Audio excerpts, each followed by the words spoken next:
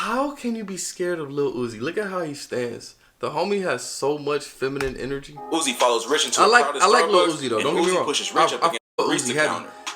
Uzi heavy. He's extremely creative. That's why I really like him. Hey, do y'all remember when the game was dating that one chick named India Love? Ooh, she looked so good. I'm not even mad at him. He was dating her when she was like 18. This nigga was like 40.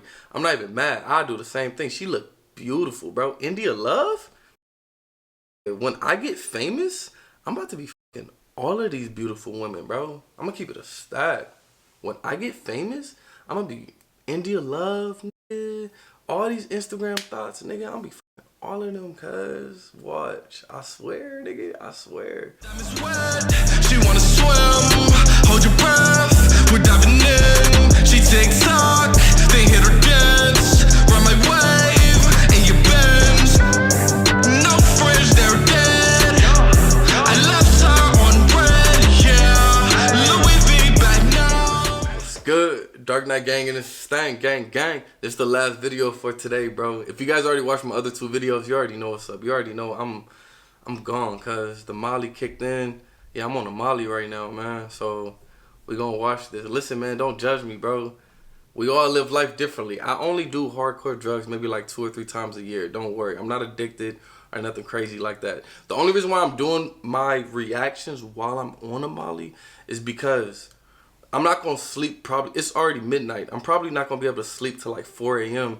And I'm probably going to be asleep from like 4 a.m. to 4 p.m. tomorrow. Because after you do hardcore drugs, your brain needs to kind of like recuperate. So I'm going to be asleep for like 12 hours. So that's why I'm recording these right now. I'm going to record them. I'm going to edit them. And I'm going to just schedule them.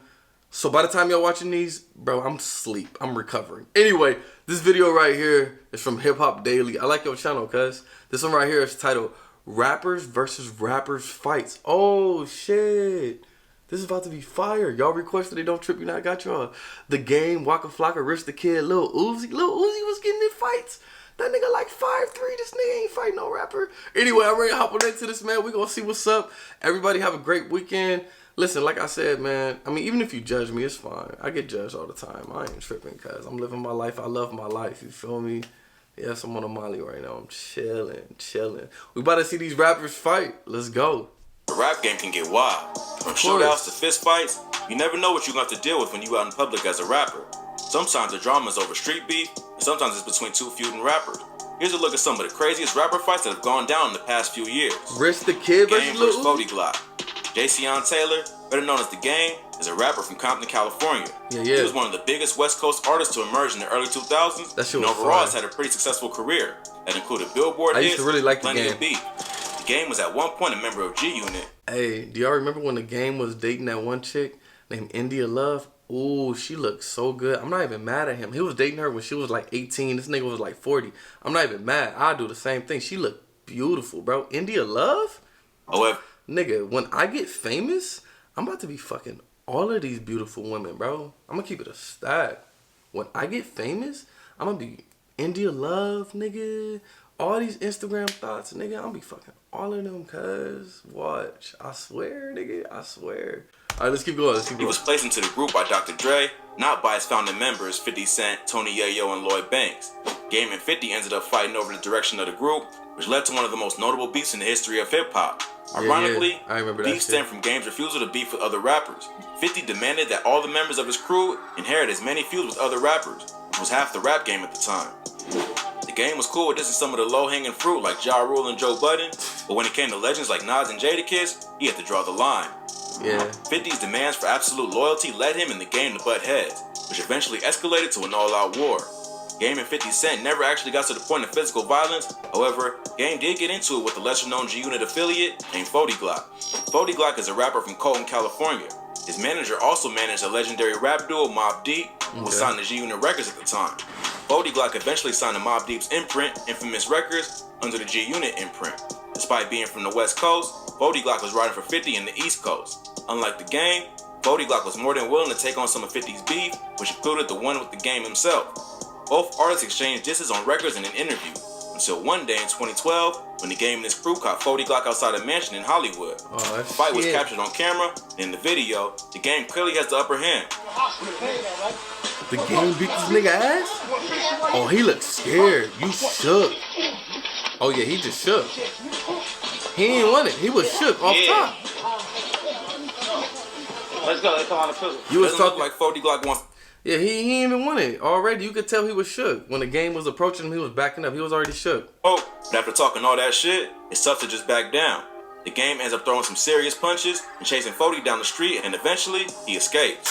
40 Glock ended up filing a lawsuit after the incident and sued Game for $4.5 million. See, that's what I'm saying. Niggas in this rap game, they be talking shit, and they talk a big game, but they not really about it, bro. Like me, I don't talk nothing, but you guys know how I grew up. That's what I'm saying. Niggas be talking. It's like, bro. Pain and suffering. The game went on to clown the rapper for claiming to be from the streets, but snitching to the police after a simple fist fight. Yeah, in the lawsuit, 40 alleges that Game and 10 other men jumped him outside of the Hollywood Hills party. He says they assaulted him and pulled a gun on him in a manner that made him fear for his life and experience severe PTSD.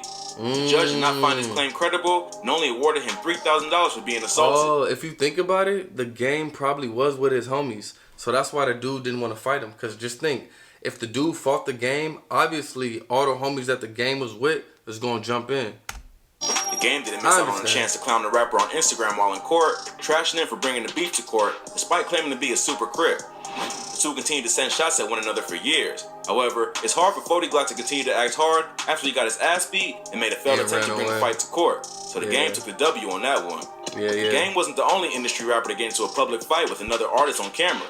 These next two rappers incited a huge brawl backstage at the BET Awards in 2012. Here's the wild story. Rick Ross and Young Jeezy fight. William Roberts, aka Rick Ross, and J. Wayne Jenkins, aka Young Jeezy, are two legends in the rap game. Both have had platinum hits and were responsible for shaping the sound of Southern hip-hop and mainstream rap in the early 2000s. Although initially, the two artists were cool, they started sending subliminal disses to one another in the summer of 2010, and the beef escalated into an all-out brawl at the BET Awards in 2012.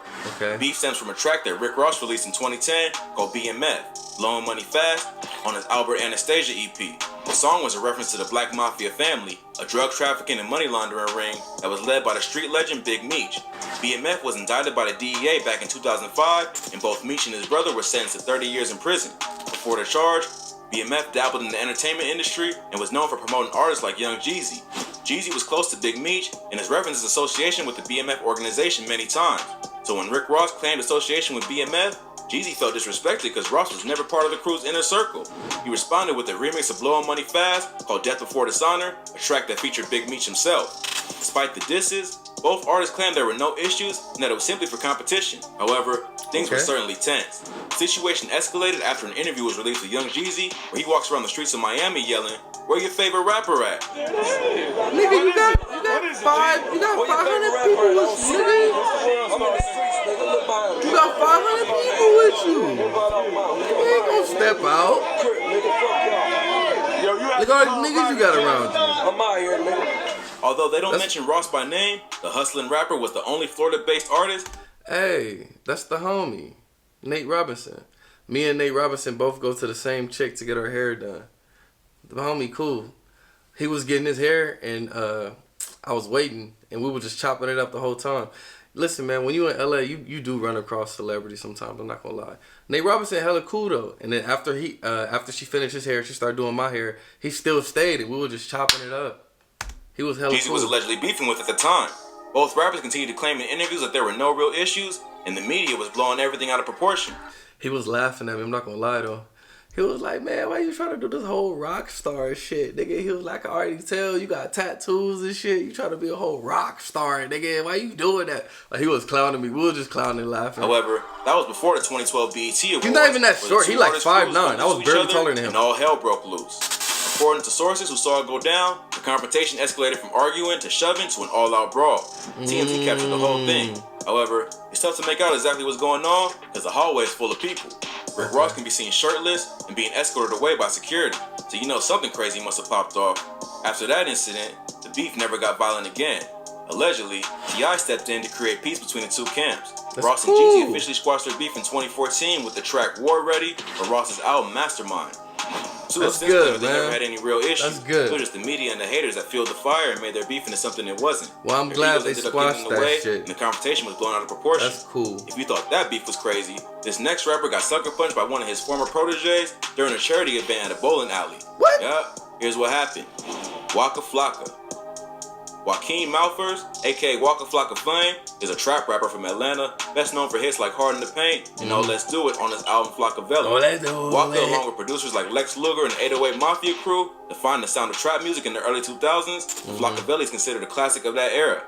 Waka has since left music alone to focus on other ventures. However, he's still considered a pioneer in the genre and one of the defining... I used to follow Waka Flocka on Instagram. He's very, very smart, actually. A lot of people wouldn't know that based on the music and shit that he made.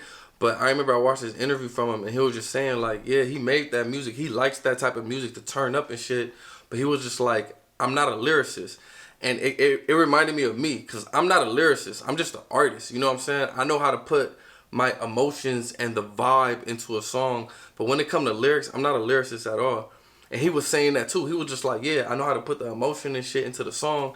And he was like, when I made my money, I started investing my money. He was like, I was reading up on these smart men. I was reading up on these bosses. Whoop, whoop. Waka Flocka is actually very intelligent, bro.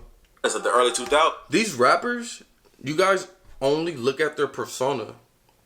I study them. I look at their interviews and shit. A lot of these rappers, they have a persona that they give off, but they're not really like that. Like Waka Flocka is not really like that. Who's a rapper you guys really like right now? Who's hella popping? And when you talk to them, Lil Yachty. Lil Yachty, his music is so kiddie and stupid. But Lil Yachty is very intelligent. He had an interview recently and I watched it. He's very intelligent. I was like, oh shit. But being a trap legend doesn't stop you from occasionally getting run up on. In 2011, TMZ released footage of Waka getting cheap shotted at a bowling alley. The rapper was at the bowling alley for a charity event he was hosting in his hometown of Atlanta. The video shows a man walk up to Waka and start arguing with him. Security's trying to keep them apart, and Waka just keeps backing up. Out of nowhere, because the other dude cocked his fist and threw a deadly haymaker at Waka. Exactly. The rapper looks stunned and then immediately jumps into action mode, but is held back by security. Waka's crew then proceeds to chase dude down and beat the shit out of him in the bowling alley. Supposedly, the guy that sucker punched him was a former protege of the Flockavelli rapper and showed up to confront him about the money he was owed. I hate when niggas sucker punch. I never sucker punch anybody. When I'm about to face somebody, I tell them, square up, nigga. I don't like when dudes Doesn't look like Waka wanted anything to do with the the guy, and he threw the punch out of pure frustration. No one was arrested in the mayhem, even though TMZ caught the whole incident on camera. Waka said he was just trying to help his community, and the dude came with negative energy. His crew had to deliver justice, and the rest is history. But not every rapper fight ends in serious damage. These next two rappers had beef that ended in what looks more like a play fight than a real brawl. Can you guess who it is? Lil Uzi. Rich the Kid versus Lil Uzi Vert. I knew it. Dimitri Roger, aka Rich the Kid, and Samir Woods, aka Lil Uzi Vert, are two well-known artists who came up in the late 2010s. Although they were originally cool with one another, they ended up in a beef that resulted in a fight at a Starbucks in Philly in 2018. That nigga teeth. The beef started after Rich the Kid offered to sign Uzi to his label Rich Forever.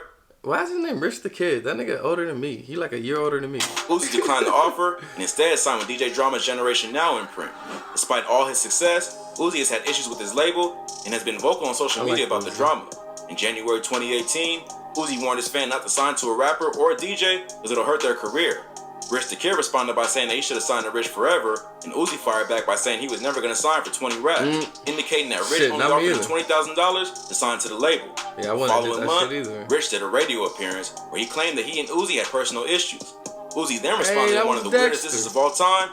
How's Dexter doing? Is he still, is he in rehab and shit? Is he doing better? Rich the Kid in a photo of himself holding a crab. On March 26th, Rich released a diss track called Dead Friends, along with the video where he and his crew buried no friends, they're dead. So Uzi look-alike. Uzi responded by posting the track to SoundCloud with the track called Rich Forever Leaked, where he dissed Rich over the instrumental the Chief Keef's Wear. Okay. After that, it was on site, and it only took a few months for them to bump into each other. On June 2nd, 2018, the rappers got into an altercation in Philadelphia, and fans recorded the whole thing on social media. Both rappers were in town for the Roots picnic, where they both performed. Rich can be seen mean-mugging behind a police barricade while Uzi approaches them. At first, they're just arguing, but the incident quickly turns into a chase. How can you be scared of Lil Uzi? Look at how he stands. The homie has so much feminine energy. Uzi follows Rich into a crowded Starbucks, I like Lil Uzi though. and Don't get me Uzi wrong. pushes Rich up against the barista counter. I fuck with Uzi heavy. He's extremely creative. That's why I really like him. People, they always ask me, Brandon, why do you like Lil Uzi? He can't really rap. His wordplay is cool, but the fact that he's extremely creative. That's why I really like Lil Uzi. That's why I really like Trippie Redd. They're very creative, bro. Jumps over the counter and escapes around the corner. The feud between Rich and Uzi never officially ended. However, tensions have cooled. Neither has dissed each other in a while, and it seems like they're both focused on their own career and getting into catfights in the street. But with artists as unpredictable as Rich and Uzi, tensions can flare up again at any moment. If you like this video, man, shout out Hip Hop Daily, bro. That was a really good video, man. Thank you guys so much for requesting it as well. But like I was saying, you guys got to look at rappers in their interviews, man. The rappers, they have this persona. Like for me, for instance, let's say I decide to really go all in with my rock star persona, right? People, they just gonna be like, oh, all Brandon is a rock star. He does drugs, he fuck bitches, and he drinks alcohol. But you guys know I have much more than that. You guys know I'm smart, I'm intelligent, I'm strong, I'm determined. You feel me? And a lot of these rappers are like that. I'm telling you, look at Lil Yachty's interview. It's gonna blow your mind away. He's extremely intelligent. But then if you listen to his music, it's so dumbed down. But he's so fucking intelligent. Lil Yachty is very intelligent. And the way he speaks, he has very good he has a very good vocabulary. He's really intelligent, man. He's articulate, he's intelligent. It made me like him. I still don't like his music. I'm gonna keep some of his songs are okay, but I'm not a fan of his music really. But he's very intelligent, bro.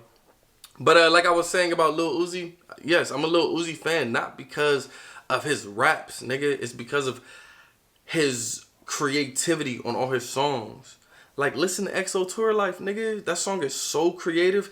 That's one of the best songs I've ever heard in my life. I'm about to just play it real quick. I'm making this reaction hella long, huh? My fault. But we chilling, cuz. We chilling. But listen. Just listen how creative this is.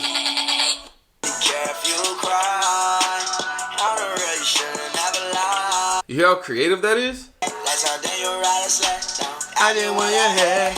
My belly, your man. I'm not your man now. And ring got a thing swag now. But I'm not man now. Stacking my bags all the way to the top. All the way to my bed falling over. Every time that you leave your spot, you can call me like come on over. I get the she say I'm insane, I'ma blow my brain out. Zanny on the brain out. Please, Zanny, make me go away. It's so creative. It's so creative. I don't really care if you cry. It's so creative. That's why I really like him. I like artists that are extremely creative. That's why I really like Post Malone, Lil Uzi, Trippie Redd. I like niggas that are creative. I'm not big on lyrics, bro. But anyway, this was a great video. Hopefully it doesn't get copyrighted for me even showing that. Like I said, man, I'm high, cuz by the time you guys are watching this, I'm sleeping it off. My brain has to recuperate from this Molly, but I'm feeling really good. I'm really thankful for life. I love you guys.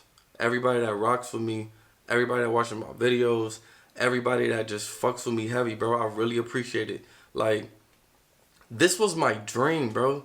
I'm gonna keep it a stack. This was my dream. When I was with my ex, I used to watch YouTube videos, and I would be like, bro, that would be so dope just to make YouTube videos and be rich from that shit. So I told my ex, I was like, we need to start a YouTube channel. We first started our YouTube channel. If you guys don't know, when me and my ex first started our YouTube channel, we was doing a couple of shit, right? Just like the pranks and the little cute challenge shit, right? And our channel was growing. It was doing good, but I knew I wanted us to be different. And I saw that there was only 2 couples doing reactions. There was Dwayne and Jazz, and there was maybe like one other, DMB. It was Dwayne and Jazz and DMB Nation, Damien and Bianca. They were doing reactions and they were blowing up. And I told my ex, I was like, we need to do reactions. So we started to look at, I started to look. I'm extremely intelligent. This is what you guys don't know about me. I went to school for business. I dropped out my senior year, but in business school, they teach you how to analyze the market and see what other people are doing, and then how to utilize that, but then take it and put it your own way. You feel me? So anyway, I analyzed Dwayne and Jazz, and I analyzed DMB Nation. This is why I've never talked bad about them. I love them because I saw them And that's what made me get started with reactions. Anyway, so I analyzed them for like a week. I'm looking at what they're doing. I'm looking at how they're doing it. DMB Nation was dropping 15 videos per day back then. So I'm seeing what they doing, and I'm telling my ex, I'm like, we need to do this, we need to do this. I came up with the whole game plan, and I told her, like, we need to drop between 10 to 15 videos per day, like Dwayne, like DMB Nation, because we saw how quick they was growing. So we started to do 10 to 15 reactions per day. We had our other channel with the pranks and the challenges. And yeah, bro, like, I just want to say thank you to everybody. Like, this was my dream, bro. I've been on YouTube now. It'll be 5 years in a few months. So literally for the past 5 years, I've been living out my dream, man. And when I first got started, of course, it was hard. We both were working. We were working for AAA. We were living in Texas at the time. We were working for AAA, and we had a salary position. We was making $45,000 a year. I was, and she was. So we was bringing in $90K in Texas. So we was already living good. But still, I knew I didn't want to work for somebody else, man. I knew I'm too smart. I knew I'm too artistic. I'm too creative to work for somebody else, you feel me? So that's why I was like, we gotta do this YouTube shit. And I really changed our life. And of course, you know, shout out to Dee, because she has an extreme work ethic.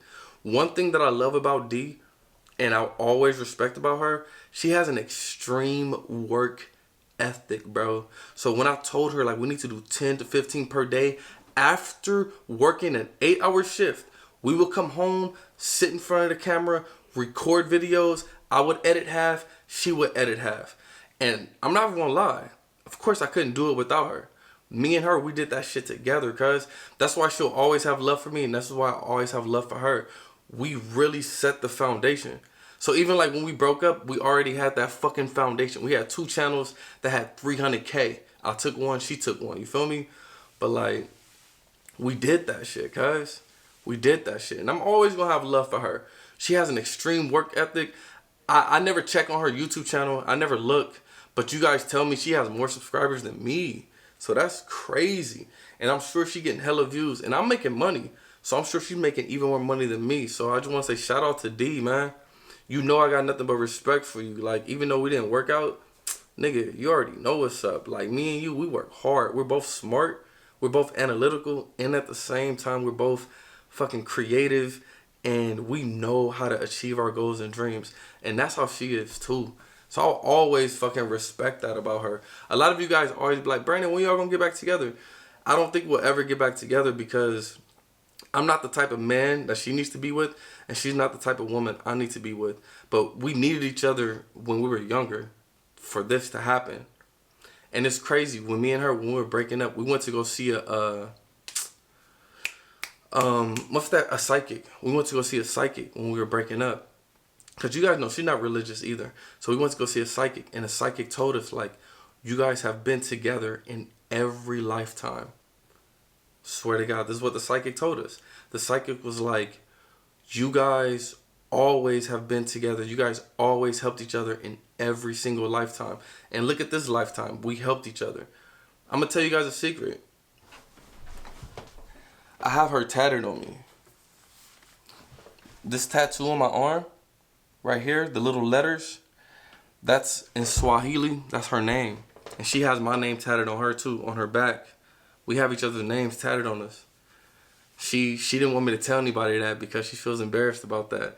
But we have each other's names tatted, bro. But yeah, that's what the psychic said. The psychic was like, even if you guys don't work out, even if you guys don't get married, even if you guys aren't together forever, you guys always have been in each other's lives, and you've always, every single lifetime, every time you guys have been reincarnated, you guys always find your way back to one another, and you always make the best of it. And it's crazy because, like, once again, I couldn't be where I'm at without her, and she wouldn't be where she's at without me. So I wish her nothing but love, success, everything, cause listen, I'm high. When you on a Molly, it makes you love everything and everybody. If I was sober, I wouldn't have said this. But I mean, these are my true feelings. And she knows how I feel about her. She knows I'll always have her. She knows she could call me for anything, like anything. If anything ever happens to her, she know I got her back, bro. She know I have her back. She's been there for me through thick and thin, and I was there for her through thick and thin. When we was together, her mom passed. I was there for her. So she already know what's up. But in terms of like marriage, I'm not right for her, and she's not right for me. We're both way too strong, way too dominant. You know what I'm saying? And when you have two dominant people, it doesn't work. She needs to get with a man that's more so very chill and will let her take control. You know what I'm saying? And me, since I'm very strong and dominant, I need me a very feminine woman who just lets me take control as well. But anyway, man, why did I get into all of that? I'm high. Sheesh, was that smart? I don't even know. Anyway, y'all have a great Sunday. Like I said, by the time you're watching this, I'm asleep. So I'm not even reading the comments. Peace.